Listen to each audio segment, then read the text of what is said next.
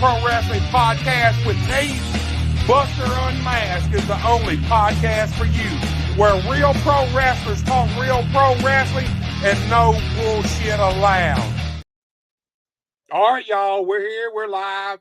You're watching Buster Unmasked. You know you can catch us on YouTube, Facebook, X, and most importantly, Genesis TV every Thursday night at 10 p.m. Central Time. Go check it out. You can catch it on Roku, the Fire Stick.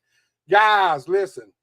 This is another one of them shows like last night. Third time is the charm shows. I guess that's what this week's all about. This is a show that we had booked twice over, and we never got to do it, but today's the day, and I'm going to tell you right now, Buster Unmasked is about to get sleazy. Look, this guy, he is a singer-songwriter. He does some acting. He's a pro wrestler, and I'll be honest with you, his biggest claim to fame, he is a sleazeball. None other than Sleezy E. Sleezy. Salute, my man. Thank you for having me, Buster. It's the SLEEZ to the Y to the E, the sleazeball, sleazy, third time's the charm. I believe in synchronicity, and I'm glad to be here with you, man. I'm glad we got it together because, hey, if I was on every podcast that I listened to with you, I would be on a whole lot of them. Shit just fell through, but I'm glad to be here, brother. Dude, I'm glad too. Look, I'm a firm believer in the wrestling business. Timing's everything. Mm-hmm. Fate takes care of a lot, and I think, man, it was just fate, man. It wasn't right either time before, but tonight's the night, dude. Look, you're a different kind of dude, man. And so, look, we're going to start out. I got a question for you right off the bat, man. Okay, we're I'm going ready. to go all the way back. Let me ask you this. Look, dude, was you born sleazy or did you become sleazy? That's a good question. I would like to say it's a genetic thing. And I believe the amount of sleaze I've been able to accumulate over my life, there's no doubt that I have some genetic tones towards the sleaze. But growing up in Newport sure as hell didn't help me out. I hear you, man. I've heard stories about Newport, man. Look, Newport's a wild time. We had some good wrestling there, man. I saw Big Boss Man change my life. Dude, Newport, what, do they have wrestling all the time now? They don't, do they? They haven't had it in Newport in a long time. Well, there's been a couple of spot shows. I've actually been able to wrestle in Newport a couple of times, which was really cool. They've had a couple downtown, but there's not a regular show. The closest one is Tuckerman. You know, Newport used to have wrestling weekly for a long time. Every Friday from like 2001 or 2 till 2000. For at least 3 or 4 years, right across from Sonic, man. It was wild. Right. I used to hear about Newport all the time. I don't know that I ever worked Newport. If I did, I want to say maybe it was a Lawler show. And that's been years and years ago. And I could be wrong about that. You might have been at the Armory. You might have worked the Armory there in Newport with Jerry Lawler.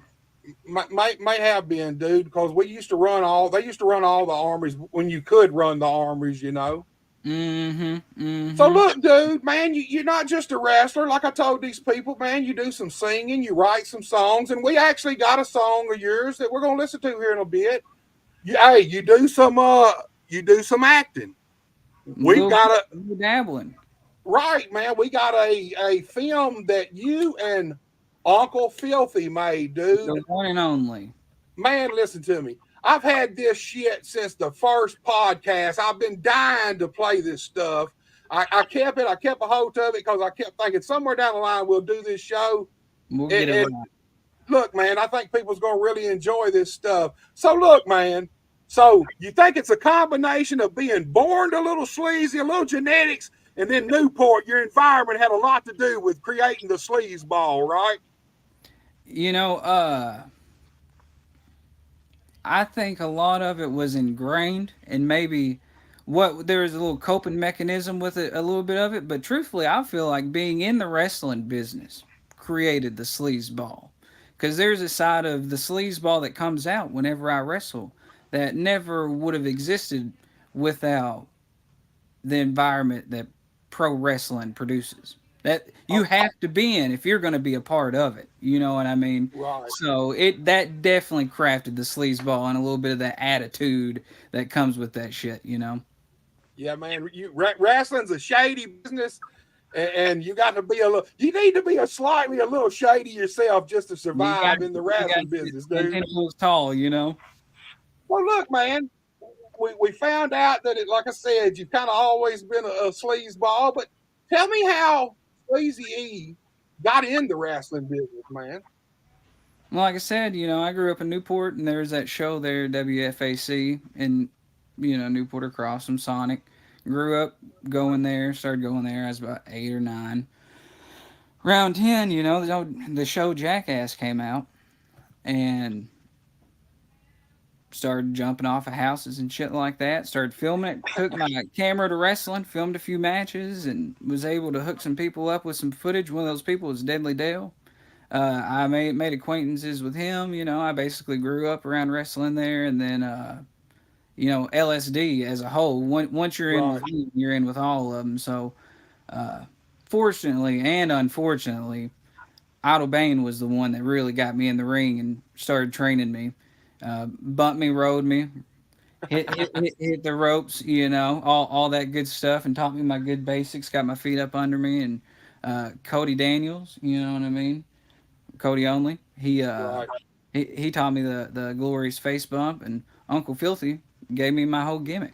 So so I'm a product of all those guys, and so they all got me in. But once I got in and had my feet up under me, they've always instilled in me whatever job you get, you try as hard as you can, and you do whatever you can, and I've kept that mindset, and and that's what led me to where I am today. Dude, man, I love the LSD guys, man. It was my dudes, man. And Uncle Mm. Filthy, I actually had him booked for a show, but we Yeah, never got to he's do an it, man. enigma, man. He's hard to catch, bro. Unless you're creeping through Newport, yeah, you might not run into him. Dude, man, I look, I got to where I was listening to a lot of what is it? Their band. What is it? Mustache, come mustache, something. What is it? Mustache. Midget come Yeah. mustache. Okay, Hey, dude. their stuff is up on YouTube, and they're good, man. They're hardcore. Really, man, I got to listen and going through their different stuff, man. It's A lot underrated. of it's really, really, really good, dude. Super good, man. They actually had a song. I can't remember what it was called now. That I was going to talk to Sleazy about maybe using as an intro for my show. Not Sleazy, Uncle Filthy, about an intro for my show. I bet you he would love it. It was one of the ones Deadly Dale was singing in, I think. Oh I yeah, can't remember what it was called, but no, I love them there's dudes. two of them that has Dell on there, and but yeah, I bet you he would love for you to use it, man. And their music is good. Actually, when I first met Uncle Filthy, he was wrestling and stuff, but he was also in a band called the Shit Eating Grins. And so I knew that he wrestled. He would come out with like CKY and all this crazy shit written on him, you know what I mean? I said, he's into what I'm into. Oh my God. And somehow I went to one of their band practices with my buddy James Ellis that we was filming videos with, and I remember Uncle Filthy uh, giving a big boot, just a shoot big boot, to CJ Awake right there on the front yard while I was filming it, and it just blew my mind. I said, "This is the best footage of all time," and that was whenever I was in 8th grade, so I was in junior high, kicking it with them, and they were Right. partying and shit. The story that Uncle Filthy would tell if he was here about me that day, my big stunt, they did all kinds of big bumps, and they wanted me to take a bunch of laxatives, Oh God. like as fast as I could, and just shit, profusely. The problem is, I took about 30 or 40 of them, but it fucked my stomach up, and I ended up having to miss school the next day. One of the band members that Lance was with, we were over there at their house, and she was the junior high uh, office lady. So I called in, and they said his stomach's all fucked up. What'd y'all do to him? You know what I mean? So we go way back, and just always ready for the pop, even at a young age. Look, man. Mark McGee's commented. He said, Man, "Good Mark, evening, Mark. brother." Glad to be here with you and Sleazy. Mark, we appreciate you watching, man. We Heck appreciate you yeah, no interacting doubt. with us, dude. Thank Appreciate your support. Look, man, I've been there. You talking about the laxative. Now, hold on. I didn't do the laxative, but my dumb ass, look, I'm stoned one night, super stoned. I come in out of nowhere about 2 o'clock, and in the cabinet, there's these fucking Fiber One bars. Like granola, chocolate chip, Fiber One bars. all Look, you man, had to see was chocolate chip. It doesn't matter about the fiber. dude, I never even noticed it, man. Look, they tasted better than the real thing, man. I ate like 4 or 5 of these motherfuckers, man. Dude, Hmm. I stayed in the bathroom for 2 fucking days, man. I thought I was gonna have to go to the hospital, man. Hey, that cleaned you out, didn't it? Man, it cleaned everything out of me, dude. Matter of fact, I ain't ate a fucking Fiber One bar since then, man, for no reason. Hey, every now and then you need a good cleansing like that. Get all Well, backed up. well, look, dude, you uh Idlebane and them kind of broke you in. Talk to me about your actual first wrestling match you ever had, man. Oh man, what's funny is there was a lot of time in between when I started training, when I broke into the business, and then my first match. So I started training maybe I was 18 or 19, but I didn't have my first match till maybe I was 25, 26. So I got my feet up under me and I started reffing, part of my training and stuff. So I started reffing. After I reffed for about a year, I had the opportunity to announce. And so that's where the Sleazy gimmick was born. So I had Okay. an opportunity to, because I never really thought of myself as some kind of character, outlandish type of person, Uh, I know a lot about wrestling because I've loved it my whole life, but I never thought that I'm some kind of person someone would want to look at or be interested in fucking with at all. So uh, I started announcing. Austin Lane actually gave me that job, and for a while, I on and off. One weekend I would referee in Jonesboro for Craig Stone. One weekend I would announce for Austin or where right there in Tuckerman. So I'd Right. referee, announce, and I just did that for a long time. Then after a while, you kind of put the wrestling to the side because I took my job as a referee very seriously. So unfortunately, with that comes a set of rules that you kind of have to abide by, under the curtain of wrestling. And Right. whenever you show up to the show and you're a referee, you shouldn't be in the ring bumping and training and doing all this stuff trying to look like a wrestler when that's your job and there might be people in there. I don't know. So that was all part of it. And so that took me away from the wrestling part, but I didn't have my first match until I met my wife, and our first date, well, it's actually right around this time. Our first date was a wrestling show, and it was the Valentine's Vengeance there in Jonesboro for Craig. And I hadn't been to wrestling in a little while because some things were pretty rough in my life. And so I said, "Yeah," I said, "I work here. I referee here all the time. They'll let us in for free." So we just walked in, sat down, and first thing someone walked up to us was like, "Hey, y'all didn't pay." And I was like, "Dog, I've been refereeing here for years. What are you talking about? Making me look bad in front of my girl?" And so, but we watched that first show, and she was like, "So why don't you wrestle? I know that you've been in it and you do a lot of stuff. Like, why don't you wrestle if these guys are wrestling?" I said, "I don't know."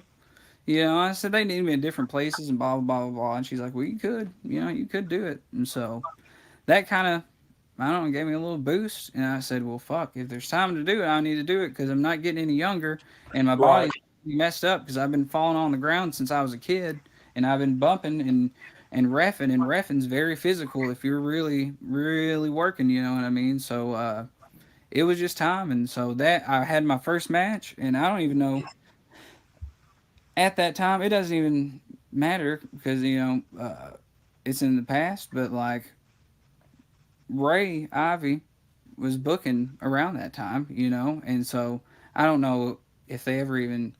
I've heard people talk about that time, and I didn't know if they said was talking about if Ray was booking or not. I don't really give a shit because he was the one that I talked to personally after all Right. that, and I said, "Hey man, uh, I really want an opportunity to wrestle, even if I'm the shits or whatever. I'm gonna give it a shot, do whatever." And he said, "Well, come to training for a little while, and we'll get you in." So I changed back over from announcing to reffing, got back in ring shape. There, luckily, at that time, there was a bunch of guys like William Blackwell and Grayson Beckett and D. Mike, Drayshawn Prince. A lot of those guys that they were training every time before the show. So Right. there was a crew. It wasn't just me in there losing my guts. You know what I mean? So I got in there and trained, and Ray gave me the opportunity to do my first match. My first match was with Cataclysm, old Draven Morrow, part of Manai. Uh, Dude, I love that. I love that gimmick. I Dude, did, man. he's unbelievably creative, man. He's the shit. I did. I love that gimmick. I used to watch a lot of ASWF when Ray was booking it, and man, Well, that was one of a my lot of good matches, a lot of footage getting out. right, man. Really, that I had Ray on last week, I think, or a week before last. I don't even remember at this point, but Yeah. at that time, wrestling was really, especially around the local wrestling, man, it was really stagnant, man. And you try to watch, everybody's starting to put stuff on YouTube, and you going through and you're trying to Mhm. watch it. And a lot of it I couldn't watch, but man, I always found myself, anytime I'd click on ASWF, I'd end up watching a whole match, and then I'd watch another match, and then another match. But I love the Cataclysm gimmick, dude. I thought it was awesome, man. I don't Yeah. know why he ever stopped doing it.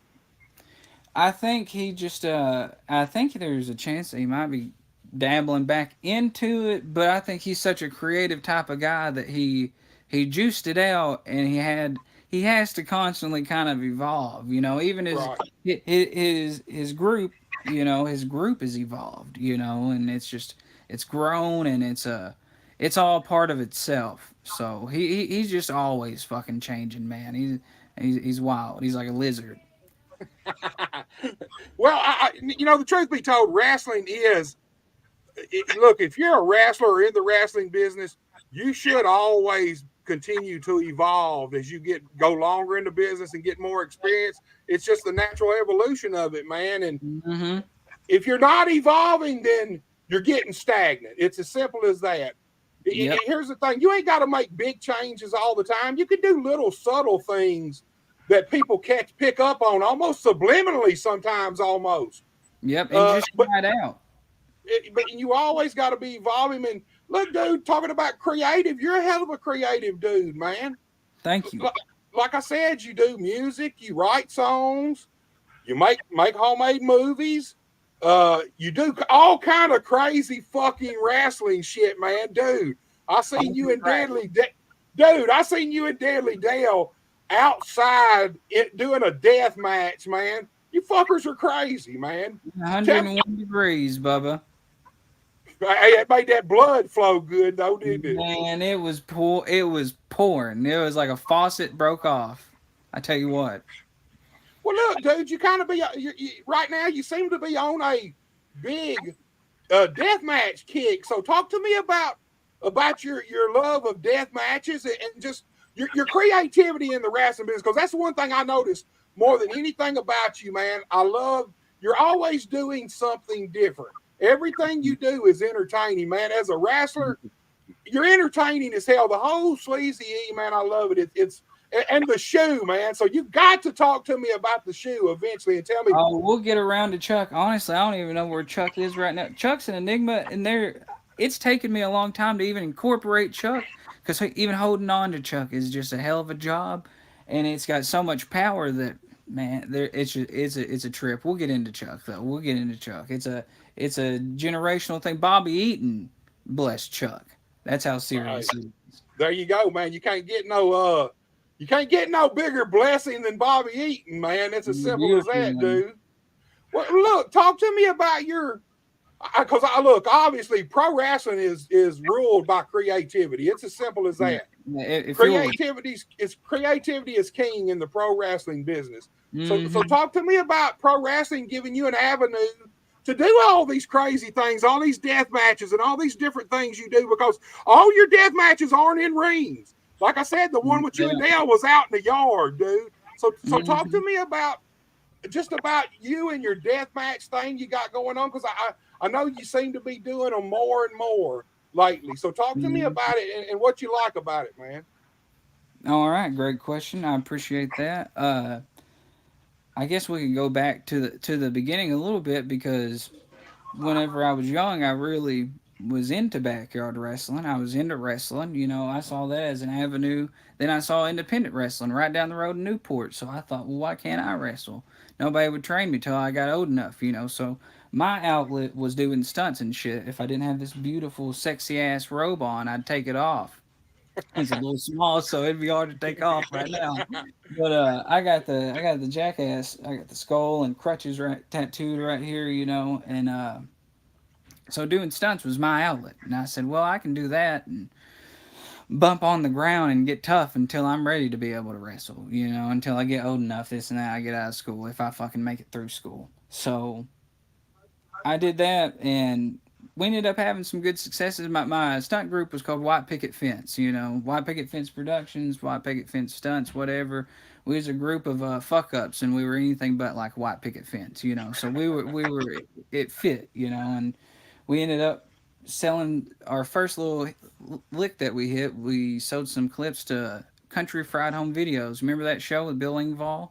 Right, man. I didn't know that. That's cool, dude. We sold two clips to them, $500 a piece, you know, two 30-second clips, you know. So I said, wow, I said, well, this is pretty fucking cool. So that was the Right, one positive outlet. So that's all I was into. But once I started wrestling and got into wrestling, the only creativity that I could do was through either filming or editing and stuff. My work was not going to be creative, other than announcing a little bit, but there's still a huge lid on you creatively when you're an announcer. You're not, I don't know.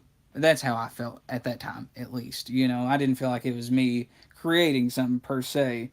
But once I was able to start wrestling and I realized I can fill a void that's around here no matter where it's at. You know, like I know I could show up anywhere and probably do a match with just about anyone because I know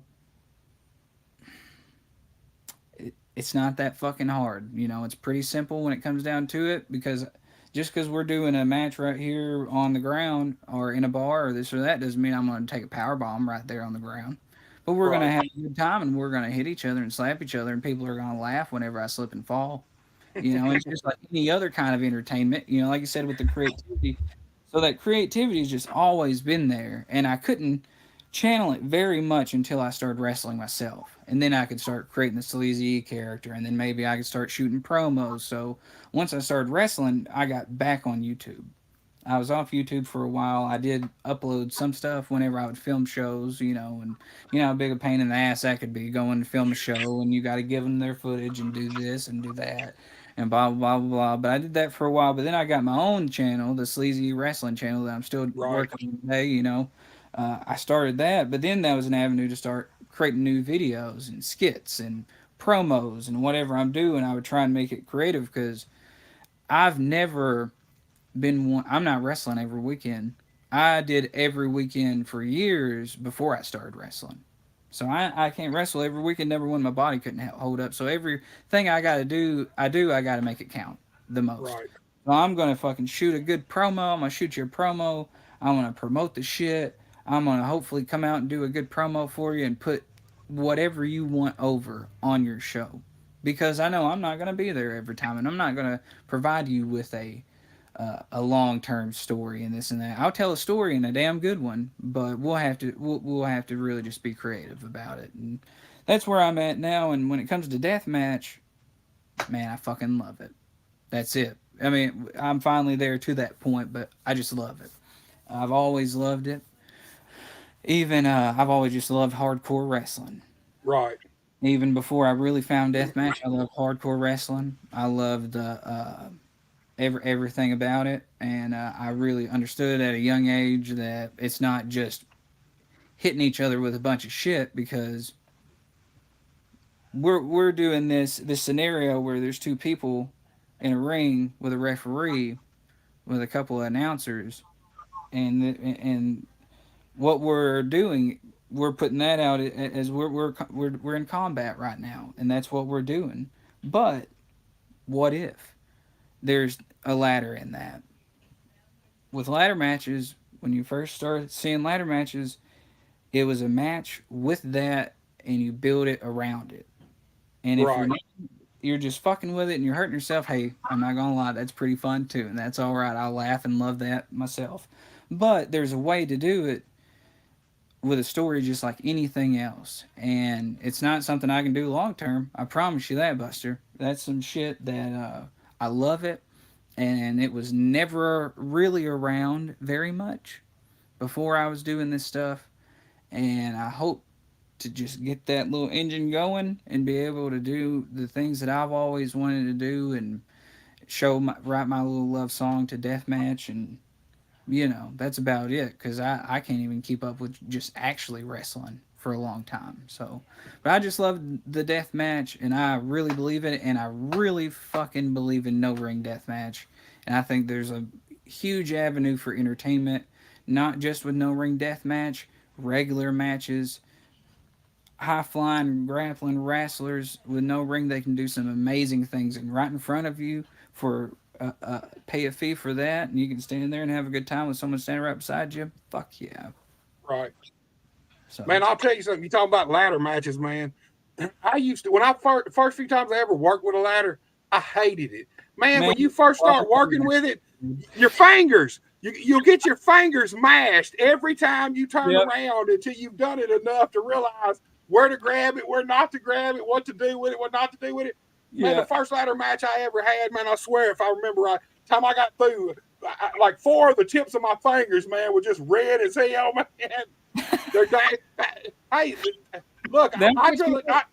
I'd rather take a big bump off a ladder than work with it in holding it and hitting somebody. Because man, you get your fingers caught in between the ladder slats and you'll know it quick, dude. And there every damn ladder is different at the building. Everywhere you Right, go, they got two ladders. One that's kind of big, one that's kind of small, and they're both probably pretty shitty. So, yeah. right.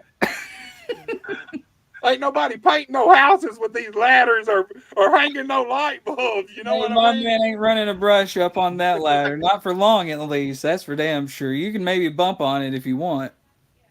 Well, look, dude, talking about your death matches, man. I understand you got a big match coming up, a big death match coming up with man, kind of the holy grail around our area, not just around our area, Japan, just in the Hmm. death match scene, period, man. So talk to me about what you got coming up, man. Let everybody know what you got going on, dude. Man, Buster, from one wrestling fan to another, this shit's just unreal. Like, I know that you like hardcore wrestling, you like deathmatch wrestling, you like all kinds of wrestling. And when every time you hear the name Madman Pondo, you don't think of a fucking single bad thing. There's a in the like you said, you think about his JCW days, you think about Right. his old Japan days, you think about the fucking tear that he's been on in Japan here recently, which Exactly, is man. fucking terrifying. Because motherfucker, Pondo's ready. Pondo's always ready. Don't get me wrong, but Pondo is in fucking superhuman form right now, and I'm like, damn, okay, then this is when I get lucky, get the blessing, But it's going down March 23rd at the High Tone in Memphis. A band named Mud Show. They're putting out an album, tribute album towards Matt Tremont, and I think it's really about him and his battle with Onita. And Right. so they got that album coming out, and Matt Tremont himself is going one on one with AJ Gray, and that's the main event, and that's fucking insane. So that's going to be unhinged.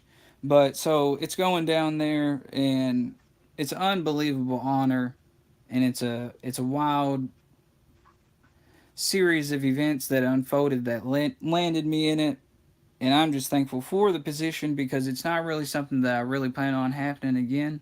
Because I don't know. I mean, how many times you fucking wrestle your hero? There You you know go, what man. I mean? Are you ready for Pondo? There's no doubt in my mind that deep, deep down, I could never be ready for Pondo on my best fucking day. I thought you was fixing to go a total different direction with that, man. You got me on that one, dude. Hey, anybody else in this world, man. And here's the thing: I've been around Pondo. I've been fortunate enough to I've shot some of his matches ringside with a camera. I refereed a match of his, and I even got on his nerves a little bit. And Pondo's the fucking nicest guy in the world, and to get on his nerves is really bad. But anyways, that's neither here nor there. I'll bust myself out to him when that time comes. But either way, so I've been around Pondo. He's violent. He's sick. He's sadistic. He's extremely talented. He's a fucking bloody Mozart, you know. But he I'm not He's ready. definitely the he's definitely one of the OG kings of deathmatch wrestling, man. There He ain't is. no doubt about it, He man. is. And for someone like me, he's always been there. Hey, I couldn't tell you how many fucking Too Tough Tony Madman Pondo matches I've just sat and watched just completely on silent while I'm just fucking doing stuff in the house or something. You know what I mean? Like Right. that's the shit that I turn on that I just keep on. You know what I mean? So to wrestle with Madman Pondo is just unbelievable.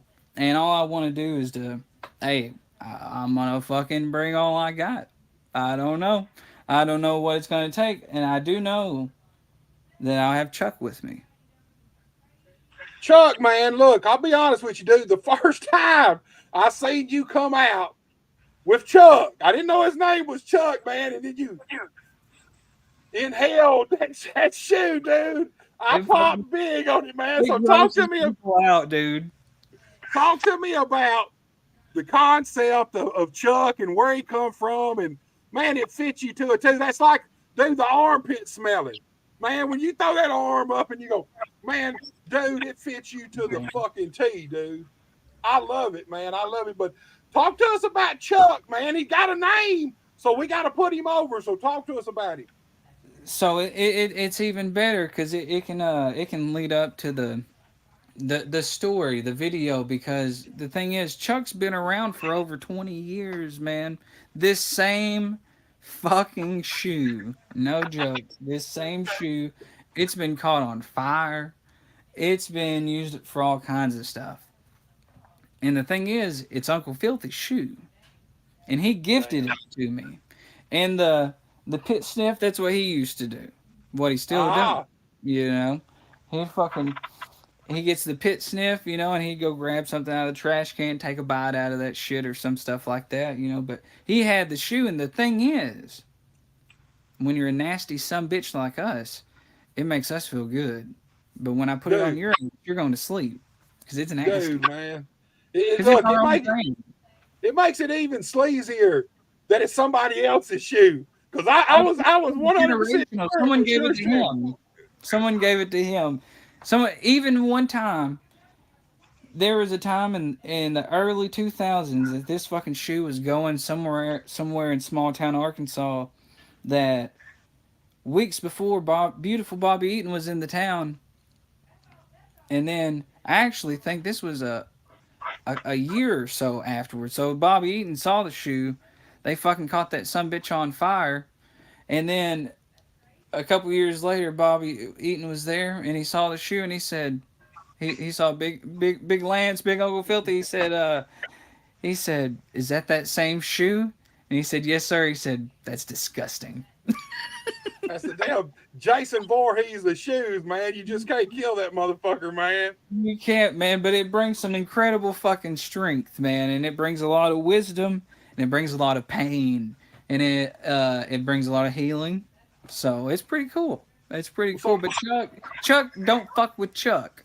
Hey, the sleazeball, the best I can do in a match. I'm gonna put my nutsack in your face on a sleazy buster, or I'm gonna get you on the ropes. I'm not really gonna be able to hurt you unless I have some type of weapon realistically in a wrestling match. But with that shoe, motherfucker, watch out. Damn, man. That damn shoe, man. I popped so hard when I seen you bring that motherfucker out and sniff it for the first time. You didn't just sniff it. You inhaled that motherfucker. I know if it's got any fragrance in it, that shit was stuck up in the your nostril hairs, man. And the worst part is, in my mind, I feel like there's no way to work a hit. There's been times where I've went back with it and felt like I did, but like you can see a body. You Right. can see a body breathe, and I'm pretty committed. You know, I said, "Oh fuck, I have to keep on sniffing this son of a bitch." Well, look, dude. Uncle Filthy seems to keep coming up, and look, like we said at the beginning, man, we got a movie you and Uncle Filthy made. You two guys are in cohorts together. Before we look at this, why don't you talk to me about your love of making homemade movies and different stuff? Talk to me a little bit about that, man, and where that come from. Oh man, that shit fucking runs deep, Buster. We can drop the f bomb, right? Am I all right? Cause that's Dude, my 12th one. yeah, I mean, it's too late now. I do it all the time, so I ain't really worried about it, man. Okay, all right, all right. Well, we're having a good time. It's live and uncut. But the video stuff runs pretty deep because uh, long story short, my cousin and my sister stole my grandpa's camera one night, and they lived right down the road from us. They ran down the house and said, "Look, we got this fucking camcorder."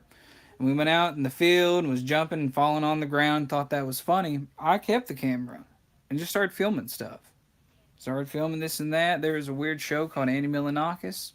I liked Andy Milanakis' show because he was weird, filmed his own little stuff. I like CKY and Jackass and all that stuff. Right. So I started filming my own stuff. And uh, growing up, I did not have a lot of friends. And so I was blessed with a beautiful group of friends, group of brothers that started White Picket Fence. We started doing some stunts and doing some skits and skating and stuff like that. We sold clips and made some money, bought some cameras, and that was the only good thing we were doing through our youth. Other than that, we were trying our best to hold on to some kind of something good. You know what I mean? Right. So, but filming stuff, I guess it's always been there, and there's been times where I haven't been able to do it, and there's been times when I can, and luckily now I've been able to be continuously creative for quite some time. But whenever I'm just reffing, bro, when all I'm doing is every weekend I'm going and I'm reffing a whole damn show by myself, what am I going to do? No, I'm just working. I'm working. Right. I'm studying the business, you know, and stuff like that. So to be able to film and make things that I do in the business mean more, even if you are one of the handful of fucking people that actually watch it. If you put it together and it means something, that's the whole goal. That's the whole goal, Right. and I think I've been chasing that since I was young, you know, so it's all a full circle thing, and it's a funny thing to still be chasing that, you know, and still trying to produce something that can help someone else escape the same way the things that I've enjoyed through my life help me escape. Right. Man, one thing I noticed about you seem to film all kind, everything almost, man. And I bet you're one of those dudes who's got a stockpile of shit you've probably never used, man. Oh man, I actually, dude, I wish, and I've been meaning to do it for years. Back in the stunt days, I have two Walmart bags full of old DV, uh, a little bit bigger size tapes, you know, and like the full size VHS tapes and shit from way back in the day, filming that I've always wanted to get transferred over and watch. And I plan on doing that sometime. But the thing I try to do, because if you watch my stuff on my channel and you keep up with my type of stuff, you see like I'm in different places doing different things, promoting Right. different things, you know. So you would think that I'm constantly filming stuff, and the goal is, yeah, and I usually am aiming to do stuff. And the thing is, for me, is to try and weave stuff in because I know that people want new stuff. And so if I'm actually here in my real life in this area doing this right now, that is a piece of me.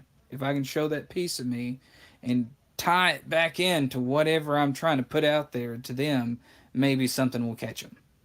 You know, Right. so that's what I try to do with my. And you, dude, you know, it's so hard to keep up with people and keep up with Yeah, the man. amount of content people want. It's really ridiculous when you think about it. That's why I'm doing 14 podcasts a week, man. I'm trying to keep up with fucking content, man. Dude, it is, man. Fine, bro. Dude, in this day and age, content is king. That's the truth, dude. Everybody wants content, and you've got to look. It ain't all got to be good. It's just got to be there for somebody to watch. That's it. That's it. I saw something. This isn't exact at all, but something, some type of definition for content was like a creative piece that was like flattened down for convenience to be able to put it out. And so like the artistic value of it goes because it is such content because you're putting out so much shit. We can't humanly put that out. Right. You know, it just don't work that way. It's hard, man. It's hard keeping up in this day and age, dude. With it, especially if you do anything like you got your own YouTube channel. I got mine, man. It's a constant. Yeah. You got to constantly be putting content out, man, because that's what generates the views and that's what helps you grow, man. That's what generates subscribers. But it's a full-time job trying to keep new content all the time. Look, man, speaking of content, we got this movie. And look, here, let me explain this to you. I know the movie will play. I'm hoping we'll be over on the side of it and we'll be able to talk. Because, and if we're not and the movie plays by itself, I'm hoping even if you can't see us, you can still kind of narrate this for us and explain to us what it's about. Look, dude, kind of start telling the people what this movie is while I get it ready. Yeah, well, really the actual background, we shot it there in Jacksonport, Arkansas, right outside of Newport. We shot it all on a GoPro, just me and Uncle Filthy. No script, an idea. I think it was the summertime too. It was hot as shit out, and I was getting ready to head to a show there in Tuckerman. So I was getting ready to go wrestle. Can't even fucking remember who I was going to wrestle. And then, yeah, we shot that thing within about 30 minutes. Got on up out of those woods and pieced it together, and it's a big evolution and creative piece to the Sleezy character that's been in the works for years. It's been in the works for years, but this was the thing. Let's just say maybe this was something that could have happened in a match, but we're both creative and we wanted to have fun and did something like this because it was really important to him to pass this type of stuff down to me. And we put this out there so people could kind of understand where we're coming from. Well, we're fixing to take a look at it, man. Tell everybody what it's called, dude, because here I go. Man, you tell Z to the Y to the E. I'm out here in the woods, and I'm searching, and I can't seem to find what I'm looking for. I can't even find the shaman yet. Maybe I don't even need to be out here. Shit. I mean, I guess I'm gonna keep on walking. Dude, if you got anything you want to say during this, if you got any points you want to add, feel free. The last message I received from the shaman was, "When you get there, you'll know." Yeah, I sure as hell don't know a whole lot right now, baby. I was feeling pretty helpless at this time. Starting to think this shaman shit's a fucking joke. I was looking for something to hold, baby. What the fuck is this? What the fuck is that? I wish I knew. Where the fuck is the shaman at? To this day. You have come to seek the ancient wisdom, my son? turn around.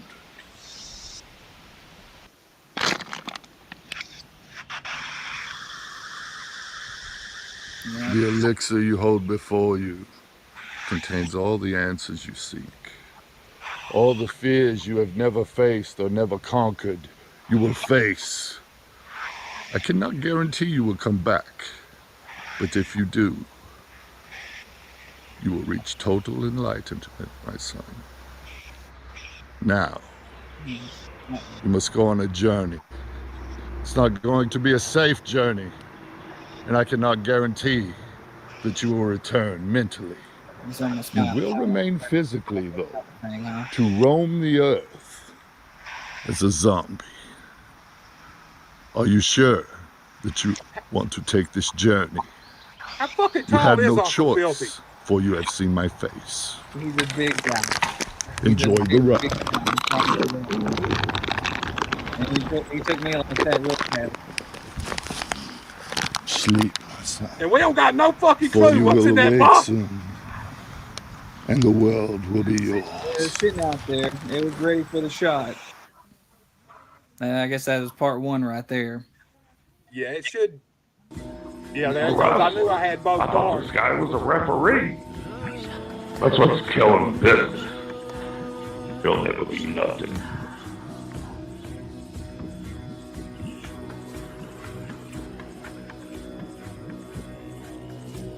Yes, the brown water had a little bit of a psychedelic effect.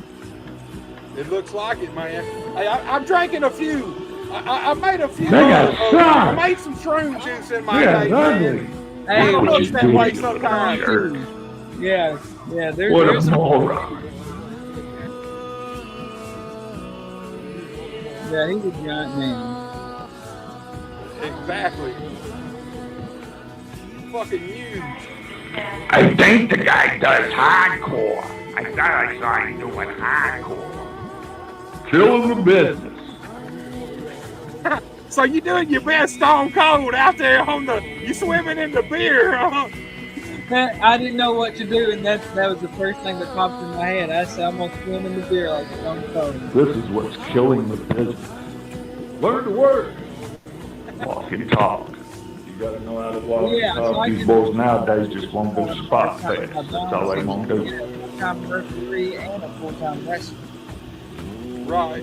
That's where maybe my trip was leading me. You gotta follow. You gotta follow the ball. Exactly. Follow the source. How about that?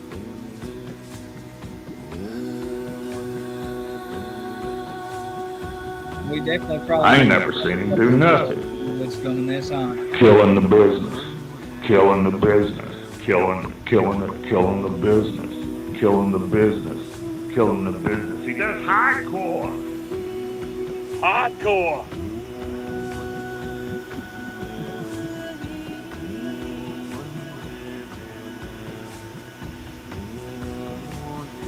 Hey, he's a shaman, but he looks like Moses. He does. He does. Oh gosh, he just looks like an enigma. And then he found that giant stick right away. I guess that wasn't what I expected. Everybody was right. I'm full of shit. This whole experience full of fucking shit, just like me.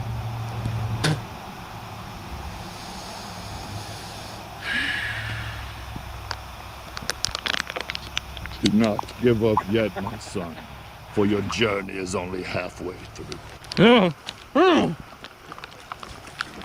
Go on and admit it. That was some old hot ass yoo-hoo in that bottle, man. You know it was. Hey, my We're almost there. chocolate milk.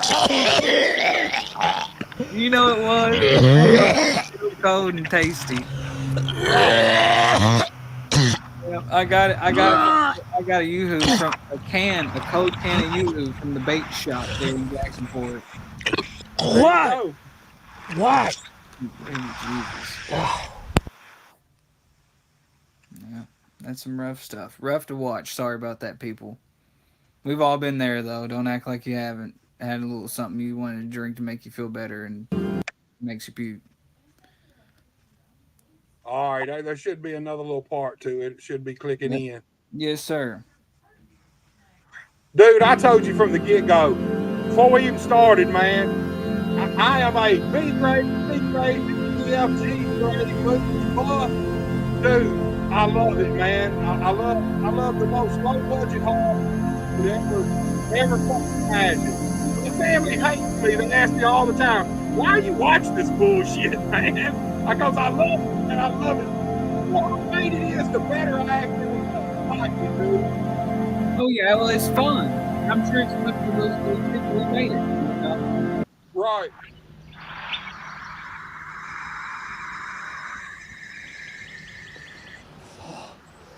Oh shit. Yes, I got that motherfucking shoe.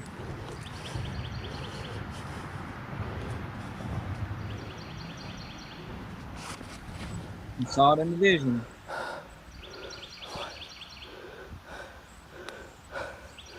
No fucking way. Well, well, well.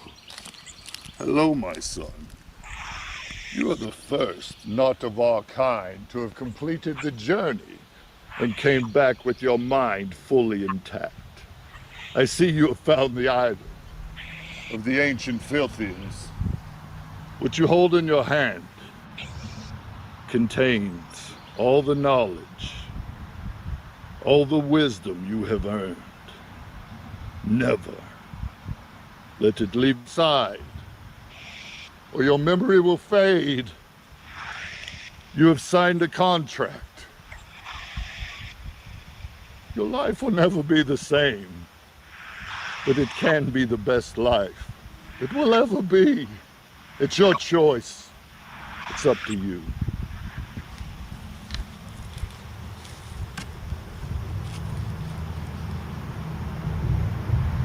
Is that all? My sir? Will I see you again?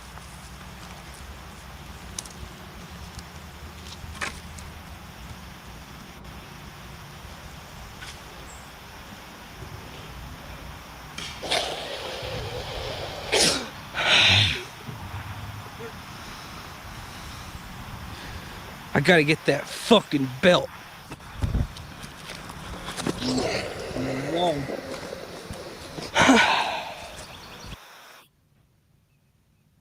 Dude, I'll be honest with you, man.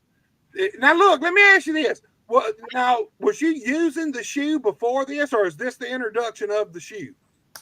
Or is this the backstory of the shoe? It's the backstory, and I think I brought it out for the first time after that. So I've only used it in a match twice, but it's something I plan on incorporating a lot more. But that was really the birth, and it was something I knew I was going to start incorporating, and had to go through the process of getting it, the trip, I guess. You know what I'm saying? So that ended up happening. But the thing is, before that, I wrestled for maybe a good solid 4 years. I won 2 matches, bro. I won 2 matches. In 4 years. In 4 years. And so with the shoe, and the thing is, it was never really about wins or losses.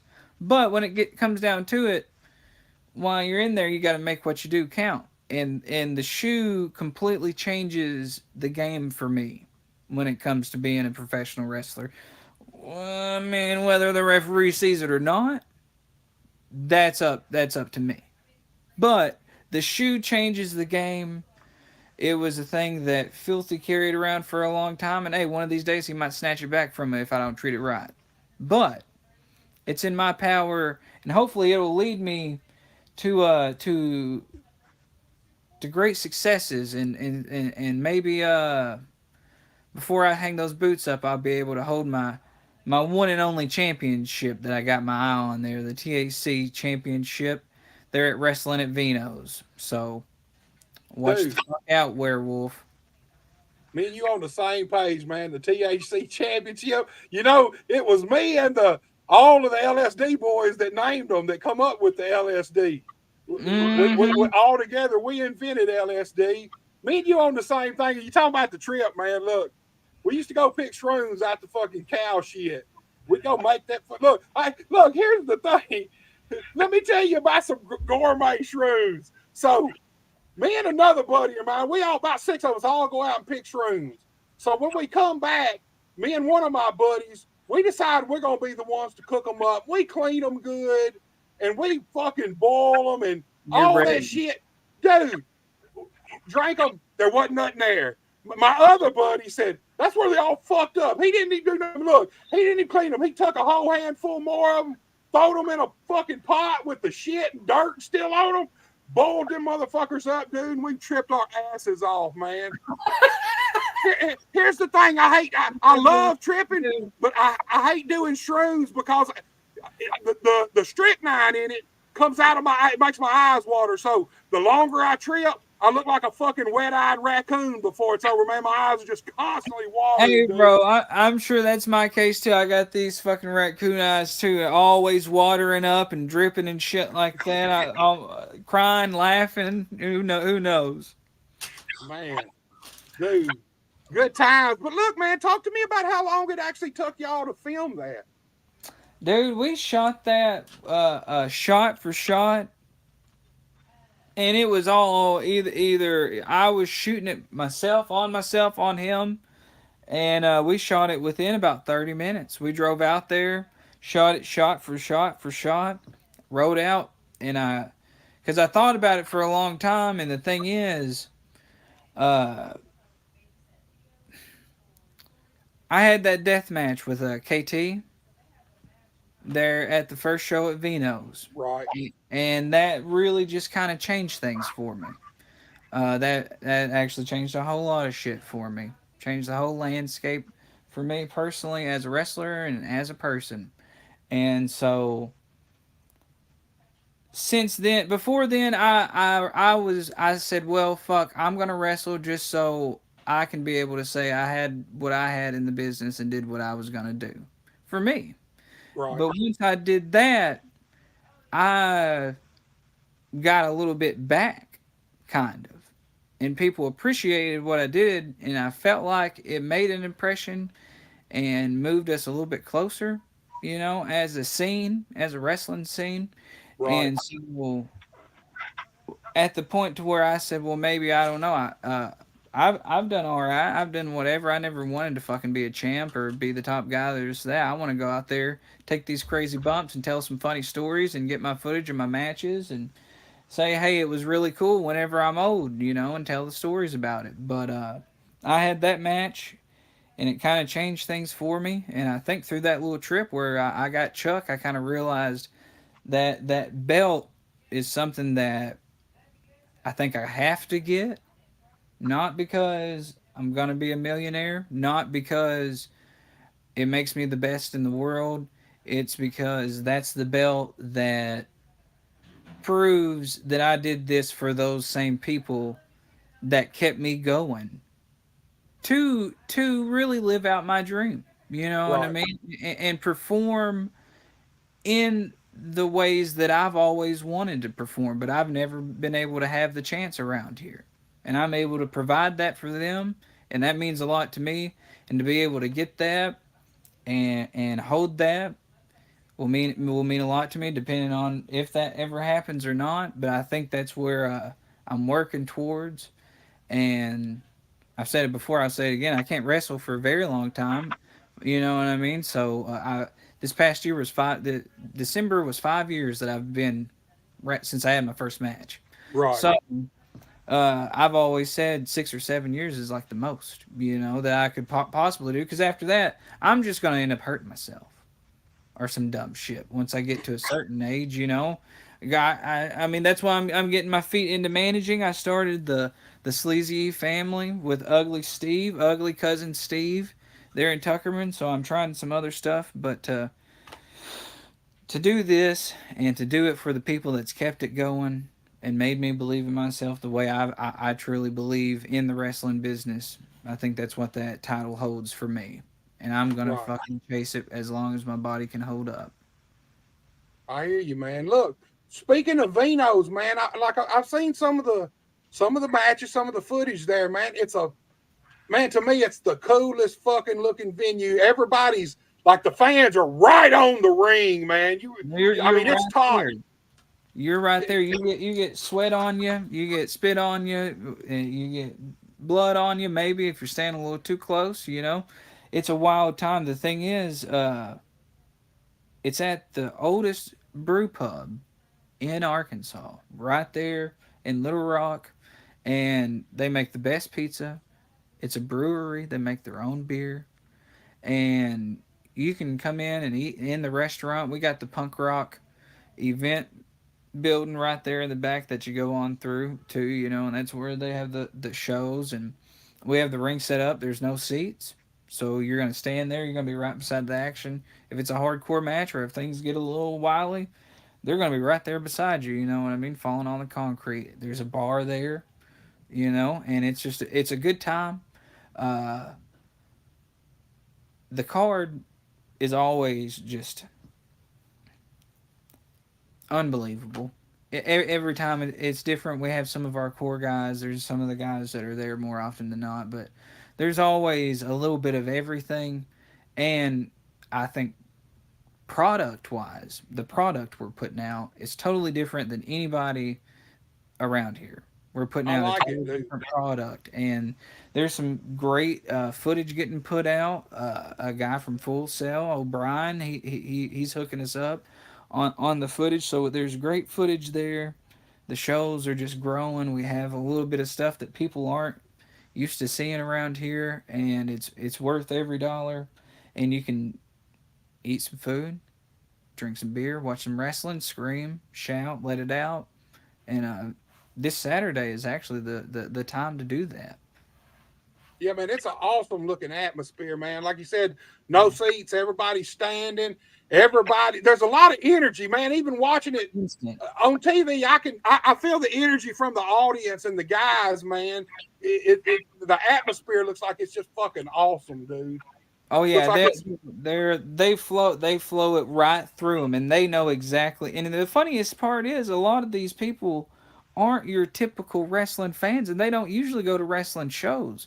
But that makes it even more fun for them because they're not used to being able to scream, "Fuck you, jerk," or whatever. Right. Oh, blah blah blah blah. So they can come and have a good time and scream and shout and stuff. So it's cool because everybody knows their job, and the wrestlers work real hard to put on a good match, and the fans put on a good time to keep the wrestlers all the way up there, all the way up to 10, so we can put on the best. And that goes a long way, man. Look, what I noticed about it, man, it's highly entertaining every match.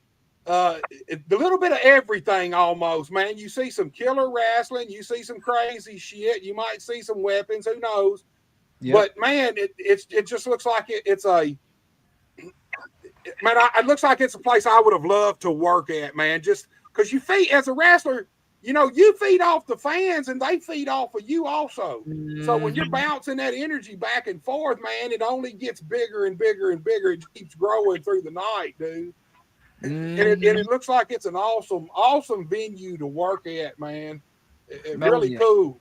A certain crowd, man, can really just make you feel real good. Even if there's nobody out there, our love is going to drive us to go out there and do whatever. But man, when you got some rowdy people that are right up on you, it feels damn good as a performer, and it drives it, and it shows on both ends, I think, So like you said a minute ago, there might be the hardcore stuff that I might be putting out there, but on the card, there's literally some of the best athletes, wrestlers of every nook and cranny around, Right. So it's not just all the top guys from each thing. It's just each guy wherever they're at, or girl wherever they're at on the card, and they come and do their shit, and it's just a really good time. And Little Rock is a booming spot, and thank God we have Vino's, because Vino's has been there forever. Man, Green Day has played there. Misfits has played at. That's awesome, man. So it's just a really cool venue. You come fill your belly full of pizza and beer and watch some wrestling, and we're really thankful to be able to do that show. But I'm doing an Arkansas death match this Saturday. It's gonna be a wild trip. That's for damn sure. I'm wrestling.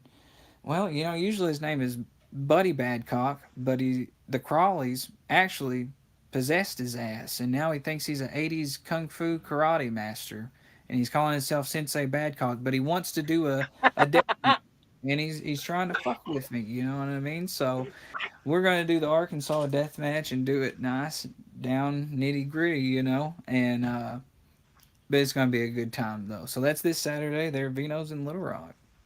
That's cool, man. Yeah. Look, obviously you done said it a bunch of times. I think your wrestling career, everything's highly influenced by Jackass, right? Yep.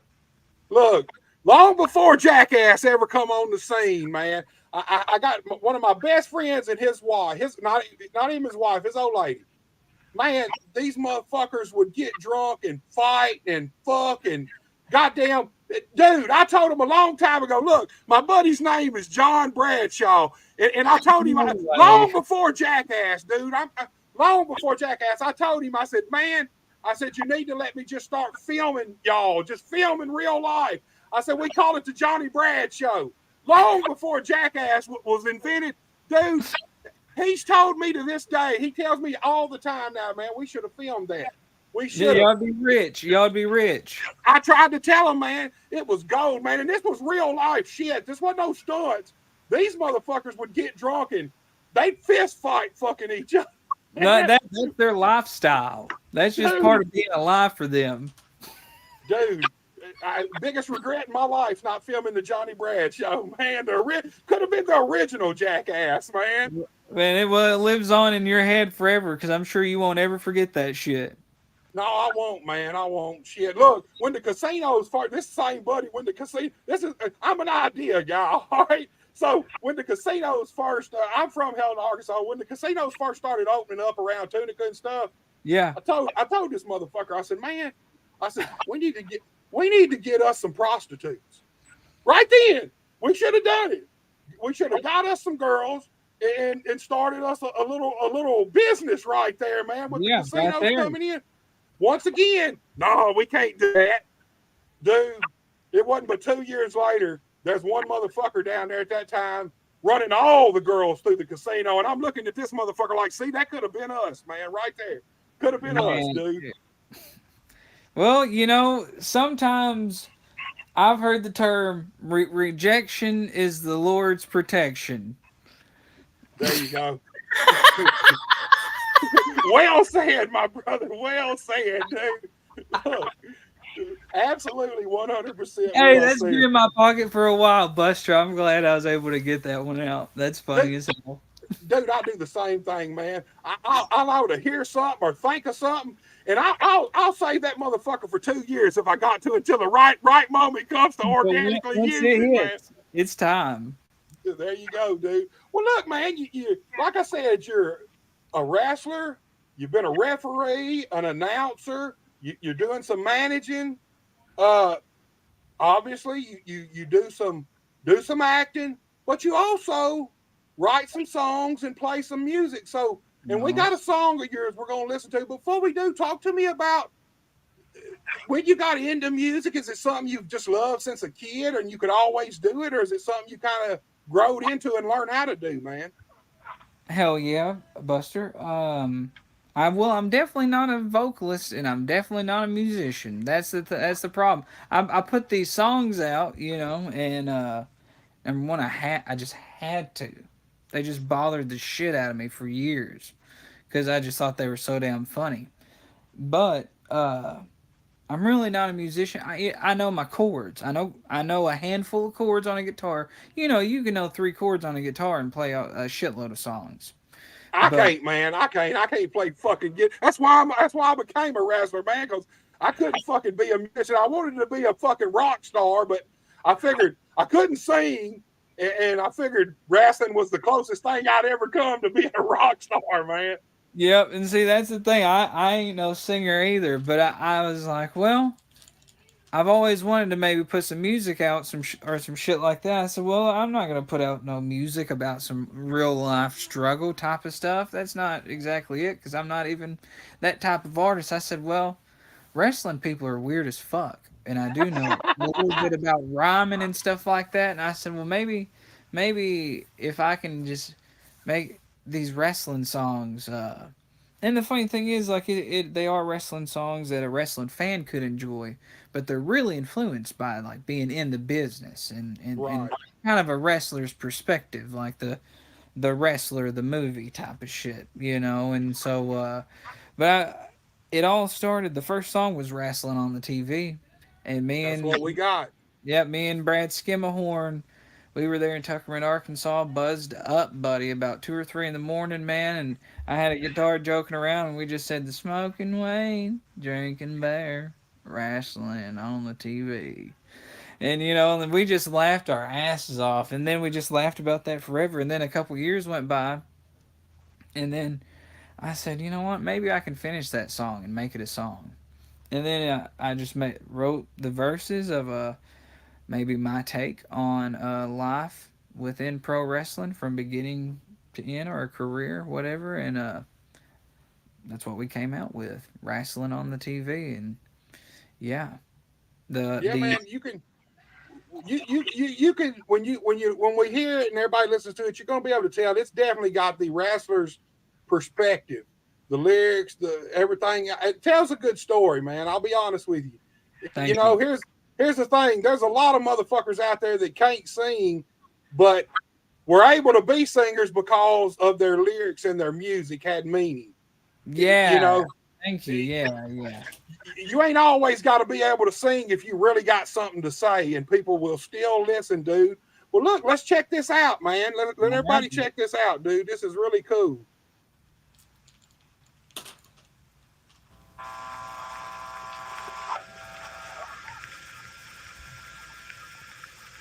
Smoking weed, drinking beer, wrestling on TV. Staying up late just watching WA. It's a work, it's a shoot. You don't know what to do. All you know that's wrestling's in your veins. So you learn to bump, hit the ropes. Now you're behind the building, puffing on some dough with the boys, dreaming about being in the main. Well, you work a match, do the job. Now your whole body's got a constant throb. Pay your dues and you better stay in your lane. Promoter man said he'll give you a push on one condition: you fill on his tush. What can I say? If you wanna win, play the game. Play the game, brother.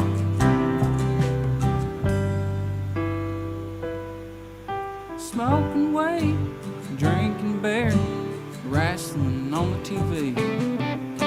Staying up late just watching WA.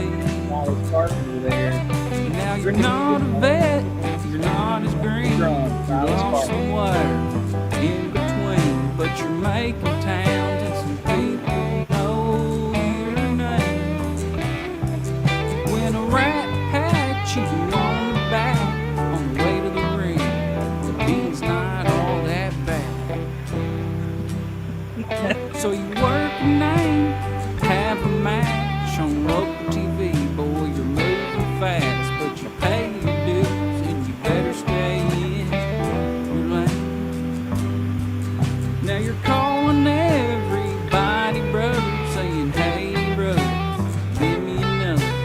But this time, go on ahead, lay it in.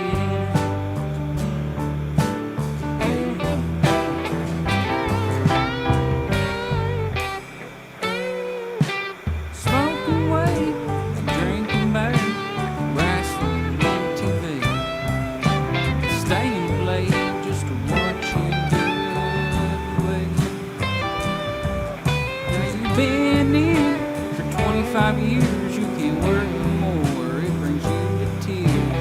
road's nice, but it came with a price.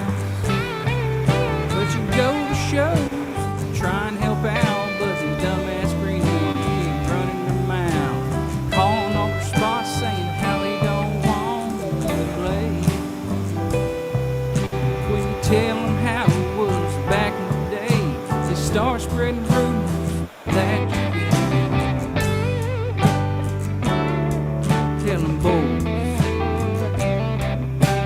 pay your dues, stay in your lane.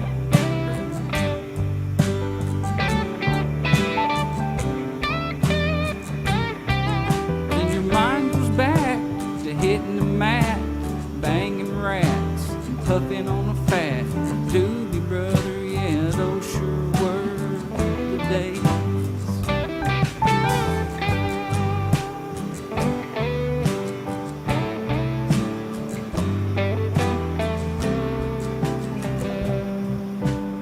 When a wrestler dies, he never stops working in the back of the show. You know the soul is lurking. Here's a 10-bell salute to my brothers who are gone away.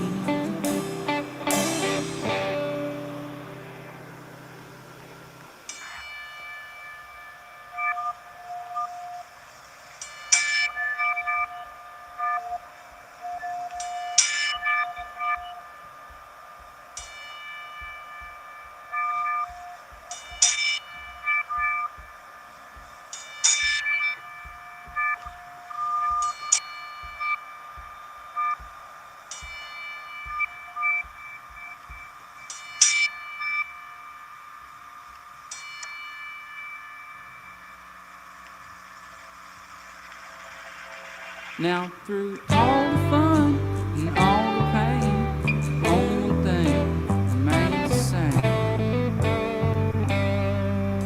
I'll be smoking weight, drinking beer, wrestling on the TV, staying up late just to watch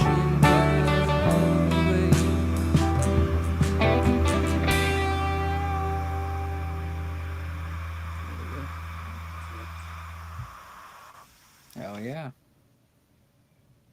Dude, man, I love it, dude.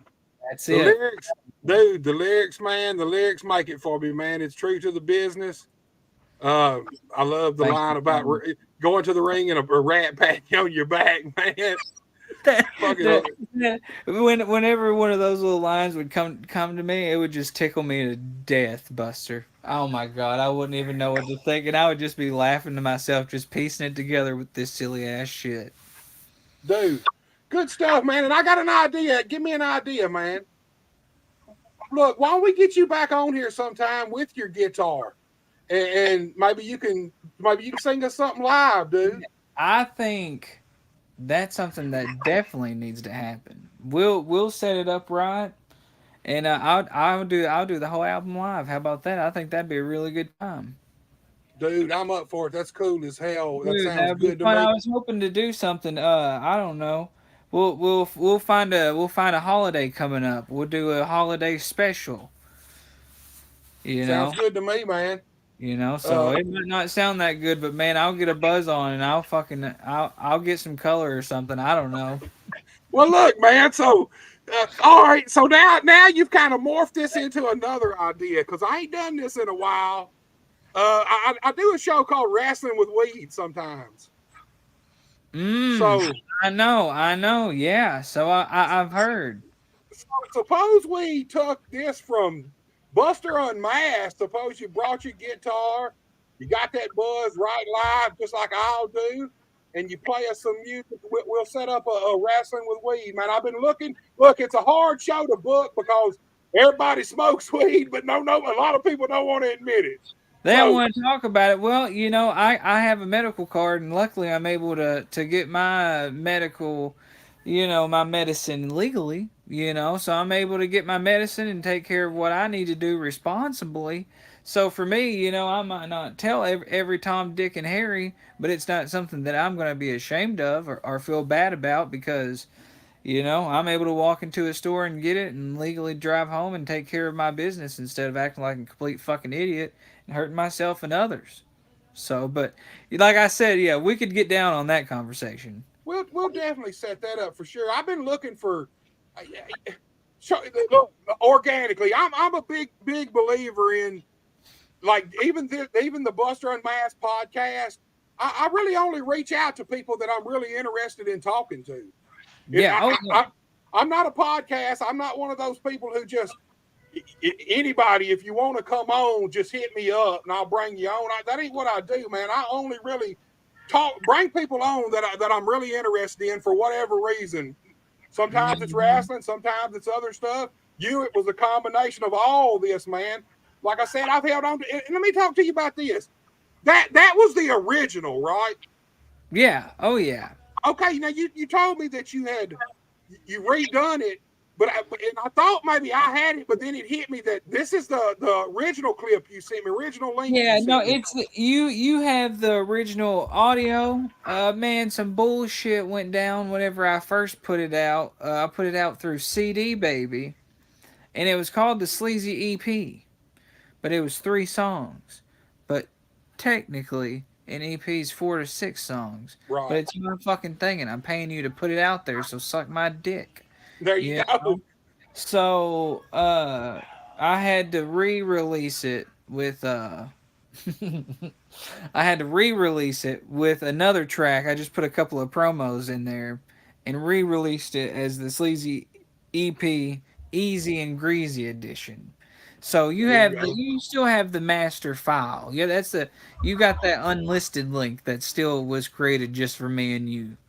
Dude, man, look, you got all kind of footage, even some of your matches, your death matches and stuff. Let's set this wrestling with weed up. Let's bring your guitar, play us some music, and we'll also watch some of your different footage, man. Even hey, if you can run across any of that old school jackass footage you started with, get it to me, dude, and we'll make a night out of the whole thing, dude.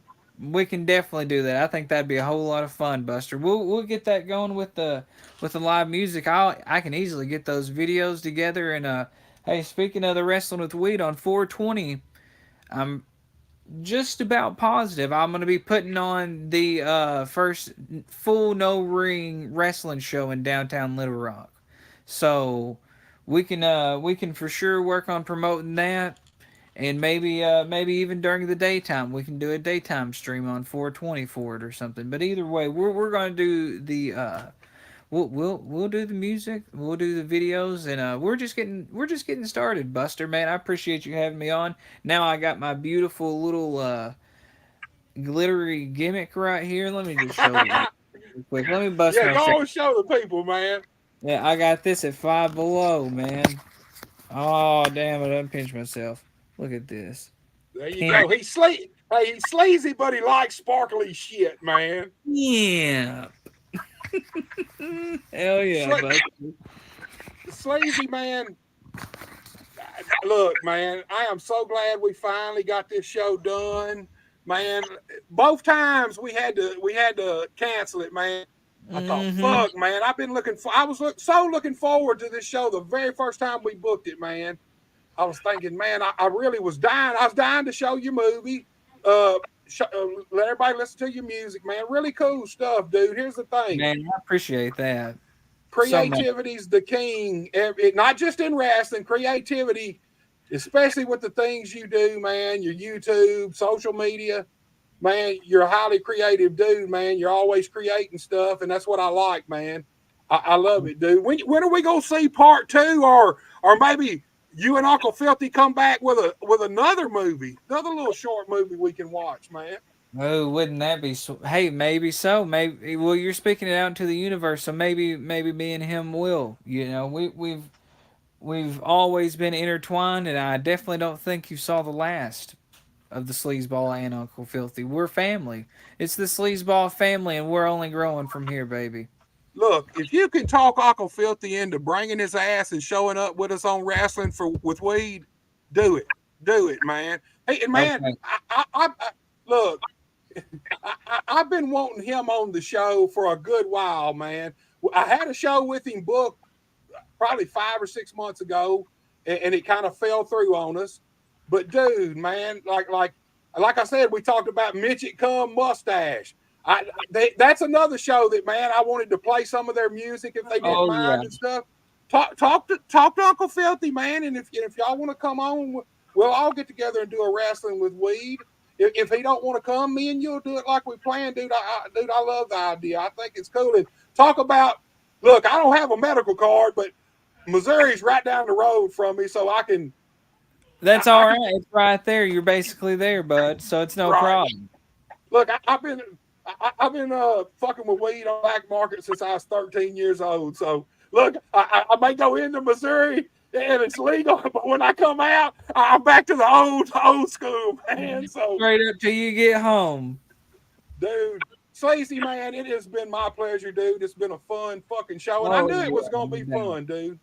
No doubt. I've been looking forward to it. Like I said, like we talked about beforehand, I was on your videos before you even really got deep into the live stream and the podcast and stuff like that, So you were doing some shit that I was digging. So I'm glad to be able to put something out with you, bro. Man, I appreciate it, dude. Like I said, it's been my pleasure having you here. And, dude, get ready. Look, it probably won't be tonight, but in the next couple of days, I'll get with you. First of all, I'm going to go look and see what day 420 is. It's on a Saturday. It's on a Saturday? Yep. What time's your show going to be? It'll be at nighttime. So maybe we can do something in the afternoon. Let's do it, man. Let's plan on 420, and if we have to alternate plans, we will. But just go on and let's both mark it down right now. Next Wrestling with Weed, tentatively 420. That's perfect for us, man. We'll tie it in with the music and promote all of it. There you go, dude. Sleazy, dude, man, live your dream when you get to face Pondo, man. Dude, I hope it's everything you want it to be, man. I'm going to sink into it, and that's all I can do, and I'll be excited to talk to you about it. Oh, for sure, man. If you get any clips of footage or something, look, think about Wrestling with Weed. I don't know how long it ever lasts or anything. It's kind of an open forum. The higher we get, the more it devolves into other things. So, dude, I like that aspect of it. I like that because I can get pretty weird pretty fast, bro. There you go, man. Get whatever you show, man. I'm up for it. I would really love to see some of your old pre-wrestling jackass type stunt footage, man. I think it'd be fucking hilarious. Man, we put out so much shit for so many years, man, that I got plenty of that shit for you, Buster. I promise. Well, look, man. Before we shut it down, tell everybody where any promoters or anybody how they can get in touch with you if somebody out there wants to book you, man. Yeah. I'm always looking to do some new stuff and help out however I can. If you want to hit me up directly, Sleezy SLEEZYE, Sleezy Bookings @gmail.com if you want to hit me up directly. Sleezy Wrestling on Instagram if you want to get me on there, or YouTube Sleezy Wrestling.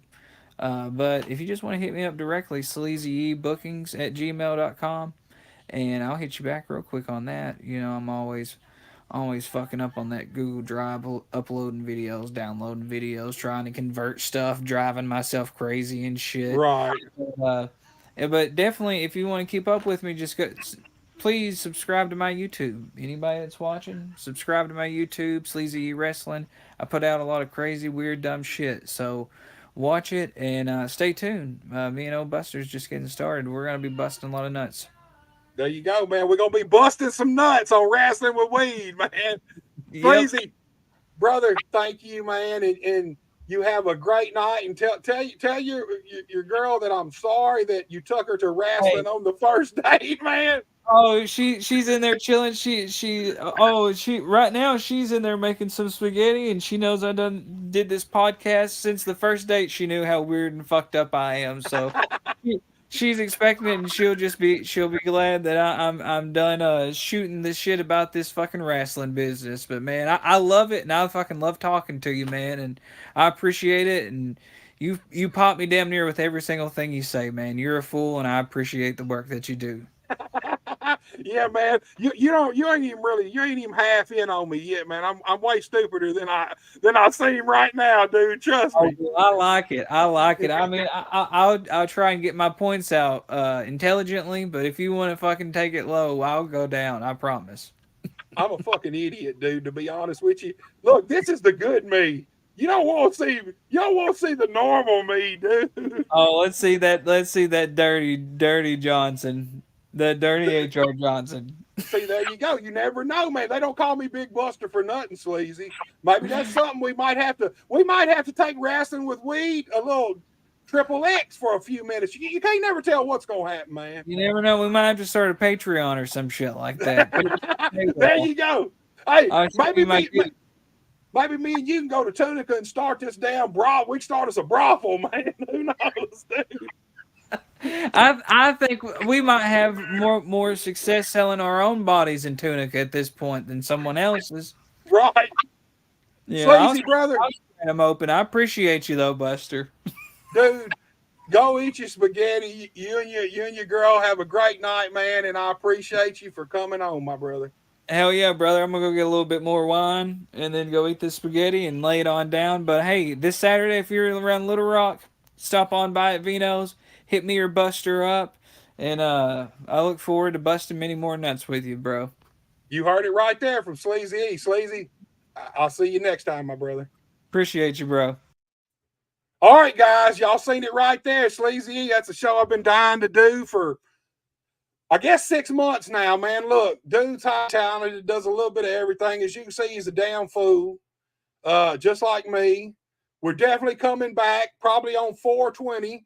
It's a Saturday, he said, if he knows his calendar. Probably do a daytime wrestling with weed. It'd be the first time I've done a daytime wrestling with weed. Look, guys, no show tomorrow night, but Thursday, we are back with the Premier Pro Wrestling crew. They have got a big show coming up in Dyer, Tennessee this Friday night at the Dyer Fire Department. And like we do every single month, Thursday at 7 p.m., we're going to run down the whole card, and we're going to break these matches down and pull them apart. And we're going to talk about the whole show. So that's one you don't want to miss. And look, next week, got some big shows coming up. Monday, I've got Rodney Grimes. Look, this dude is a wrestler. He's a manager.